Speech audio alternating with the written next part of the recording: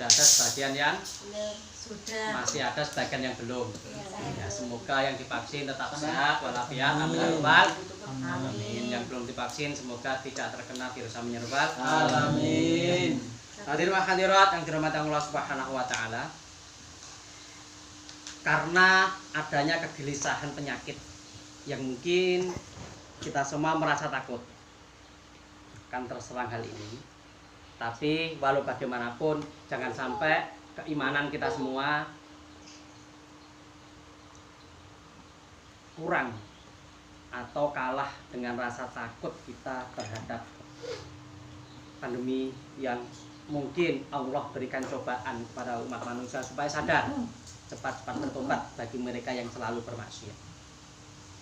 Untuk itu marilah kita selalu menjaga hati supaya hati kita tetap sabit qalbi ala dinil Islam. Semoga hati kita tetap teguh memegang ajaran agama Islam. Dalam hadis Nabi SAW bersabda, ala inna fi jasadil mudghah idza saluhat saluhat kulluhu jasadi wa idza fasadat fasadat kulluhu jasadi. Ada satu daging kecil yang di dalam diri manusia. Ketika daging itu pun baik, maka semua jasad menjadi baik, dan ketika daging itu pun jelek, maka semua jasad akan menjadi jelek. Ala wahia al-qalb. Ketahuilah bahwa hal itu dinamakan hati. Di dalam bahasa Arab, hati itu dari kata kolbun. Kolbun dalam arti isim, maka fi'il madina atau masdarnya dari kata kolaba. Artinya kolaba itu sesuatu yang berbolak-balik. Jamak taksirnya kulubun, yaitu kulub, artinya hati. Kenapa dinamakan kulub? Karena hati itu selalu berbolak-balik dan isinya itu banyak. Kadang suka, kadang nesu, kadang sedih, kadang gembira. Makanya hal ini diadopsi oleh wong Jawa. Wong Jawa ngarani barang-barang hijau sing kena dipangani kulup. Kenapa dinamakan kulup? Karena bermacam-macam. Enek bayem, enek kangkung, enek kobis, enek kemangi. Karena bermacam-macam. Nanti orang juga begitu. Sering toh kadang-kadang kita itu suatu saat ya rasa pegel karo bojo tahu ora? Ayo jujur weh. Tahu. Tahu. Itu namanya hati. Tapi kadang-kadang rasa mesak nih tahu ora? Tahu. Waduh, aku yang ngono. Nah, oleh karena itu jangan sampai hati kita karena hal-hal yang demikian akhirnya menjadi rusak. Sedikit saya sampaikan dalam kitab Nasoihul Ibad disebutkan bahwa ulama bernama Hasan Al-Basri, beliau mengatakan inna fasadal qulubi an sitatil asya. Sesungguhnya hal yang dapat merusak hati itu ada 6 perkara. Nah, 6 perkara ini apa saja yang dapat merusak hati ini? Ketika kita bisa menghindari 6 perkara ini, insya Allah hati kita akan selamat dari kerusakan. Sing nomor 1, kata Imam Al-Basri, yang merusak hati yakni buna biroja taubah, selalu melakukan perbuatan dosa tapi ngarep-ngarep dan punya prediksi bahwa nanti akan bertobat sebelum mati. Padahal orang mati ini tidak akan menunggu tobat dulu. Ajal itu tidak menunggu bertobat, justru awake dhewe sing harus bertobat untuk menjemput ajal. Ajal itu dijemput ya, bukan ditunggu. Kalau ditunggu belum tentu datang. Jodoh ditunggu kadang-kadang ora teko-teko. Tapi kalau dijemput itu sesuatu yang sudah pasti ada. Yang pertama itu tadi, selalu melakukan perbuatan salah, nggak poso tobat ya ora masalah, ngene iki ora masalah, dosa cek ora masalah, sesuk ya salah ya tobat, ya sampai sesuk. Lalu yang kedua, yang dapat merusak hati selain itu ya'lamunal ilma wala ya'maluna bih. Ada enek wong sing paham ilmu, ini khususnya ilmu agama atau ilmu akhlak. Tapi sayang orang itu tidak mau mengamalkan ilmu itu. Ini oke loh wong sing model-model ngene iki oke. Lek kon nyeramai wong piyeh pintere ra kaprah. Tapi lek kon nglakoni dhewe ora iso. Rata-rata ngono kuwi. Tapi sing ngomong ora termasuk. Sawus. Ya ta? Amin. Ora termasuk salah. Ora mate ketara. Mate ketara. Kadang-kadang memang seperti itu ya Allah. Tahu hal ini salah, tahu hal ini dosa, tapi tetap dilakukan. Ini merupakan hal yang dibenci oleh Allah Subhanahu wa taala. Kita mengetahui hukum, tapi kita sendiri yang melanggar. Kira-kira ini hukumannya ini lebih berat mana? Pelanggar hukum yang tidak tahu atau pelanggar hukum yang paham? Yang paham. Pelanggar hukum yang paham. Nanti di neraka juga begitu.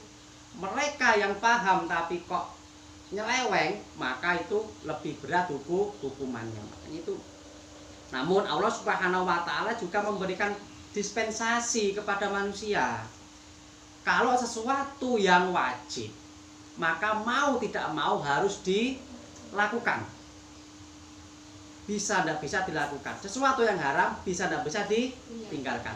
Tapi kalau sesuatu yang sunnah, maka Allah memberikan dispensasi. Lek ora iso nglakoni ya gak masalah, tapi rugi lho, rugi umurmu nek donya ngene turu. Lalu bagaimana caranya seumpama kita banyak ilmu, umpama ada orang yang ilmunya banyak tapi dia tidak sanggup mengamalkan, karena semakin banyak pengetahuan seorang itu akan semakin susah untuk mengamalkan. Pasti. Caranya bagaimana supaya ilmu tetap bermanfaat?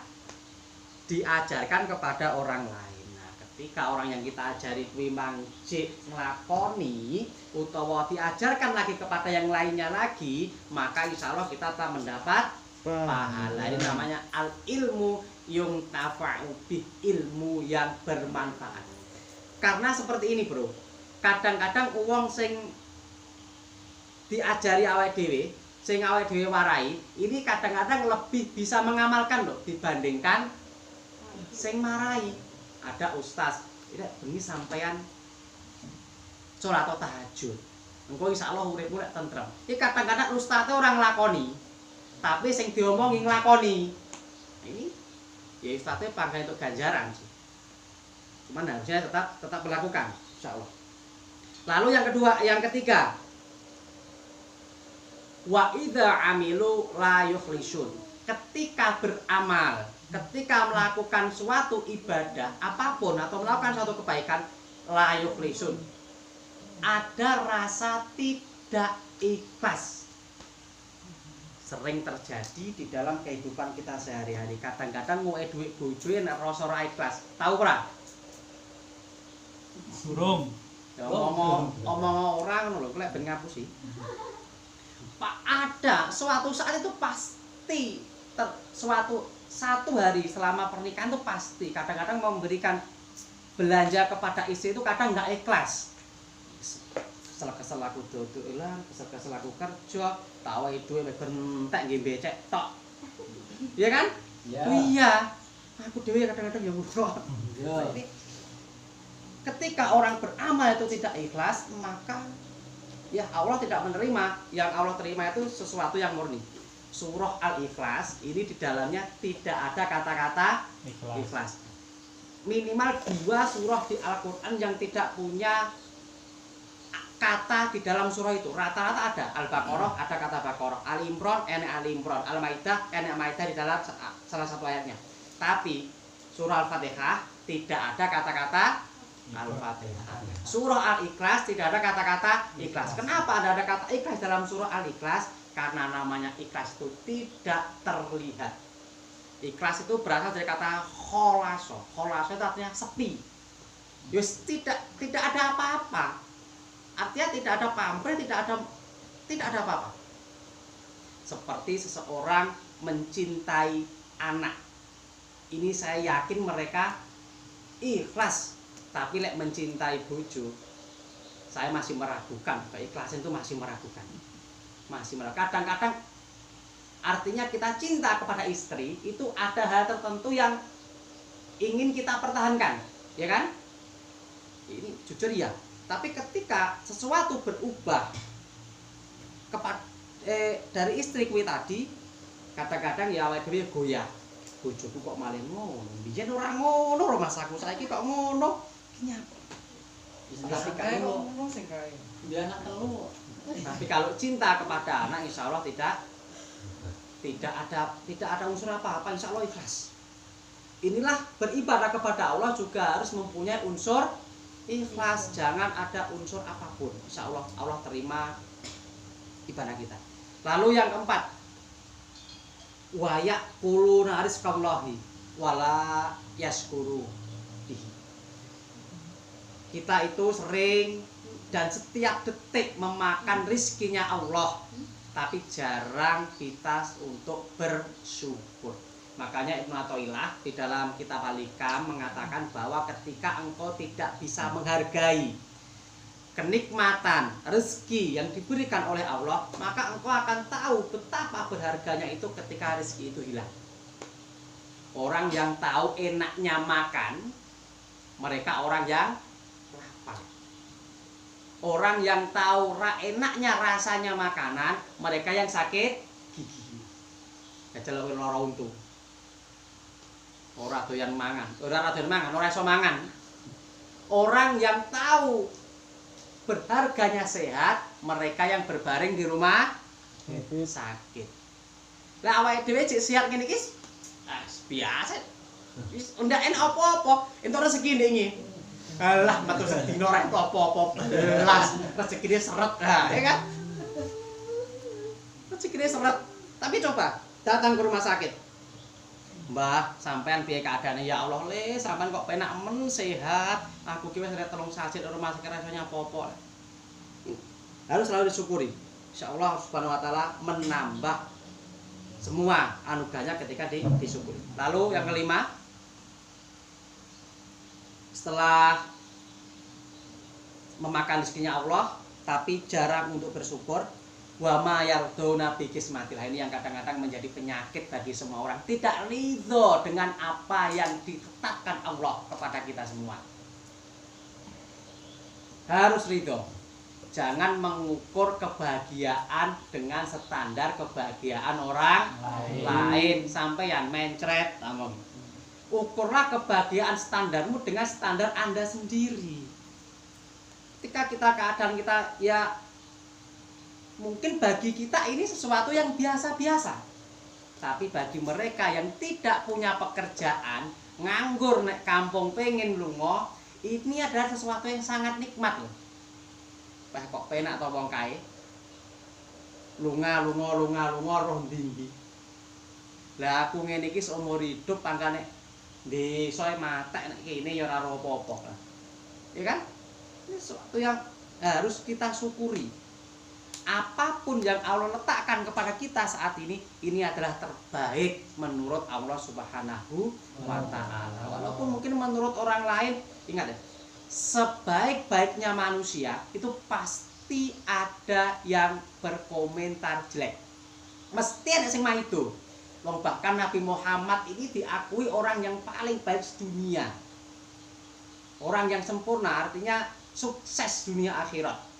Yang menulis ini bukunya ini namanya Mikhlad. Dia orang Kristen.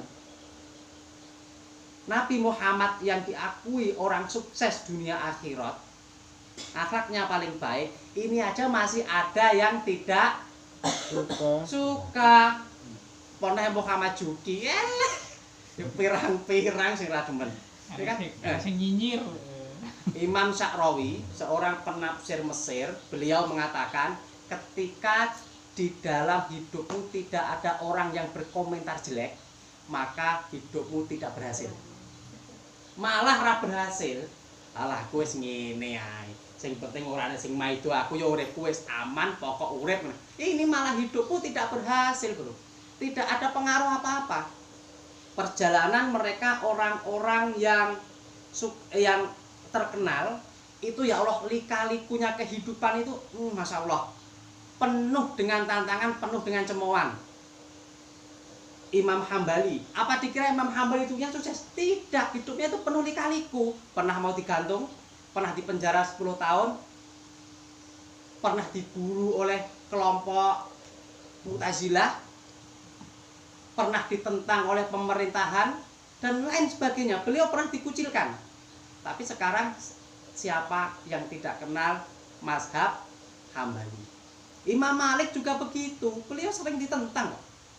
Tapi buktinya sampai sekarang mazhabnya masih dipakai di seluruh dunia.